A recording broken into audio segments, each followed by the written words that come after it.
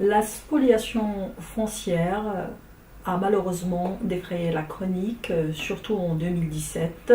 par rapport à tous les incidents qu'a connus la scène marocaine et la jurisprudence qui a vu le jour en la matière. D'où l'avènement d'un nouveau code de droit réel, de modifications législatives en 2018, qui ont mis en place un système législatif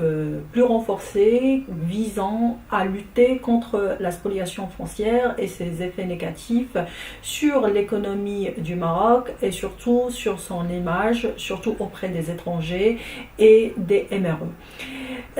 Grâce à ces modifications législatives ou circulaires, il y a eu un renforcement des mécanismes de contractualisation d'une opération de vente, que ce soit par rapport à la rédaction du contrat, mais surtout et notamment par rapport au régime des procurations et surtout les conditions de fond et de forme y afférentes à la rédaction de ce genre d'actes et aussi les professionnels habilités à conclure ce genre de documents, et je pense notamment aux notaires et aux avocats agréés près de la Cour de cassation.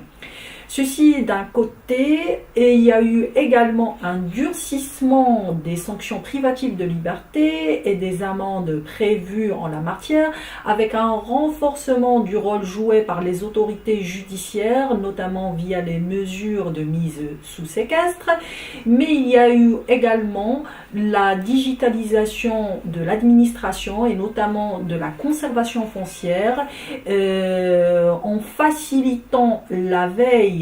En matière de lutte contre la spoliation foncière, il convient de garder présent à l'esprit le rôle primordial joué par la digitalisation et notamment celle de la conservation foncière, avec les facilités accordées en la matière pour faire une veille d'un titre foncier, notamment via le service Mohafadati ou le service Ashkhbar le titre. De faire une veille instantanée d'un titre foncier de façon à éviter les délais de prescription qui mettraient un terme à toute action en justice, spécialement quand on est dans un domaine de spoliation foncière et notamment par rapport au délai de 4 ans qui peut malheureusement mettre un terme à une action en justice. Tous ces services combinés, que ce soit via le mécanisme de la procuration ou le mécanisme, les sanctions pénales établies en la matière ou la digitalisation des services Mohafadati, ont permis une réduction des spoliations foncières et en espérant la cessation de ce phénomène dans les années à venir.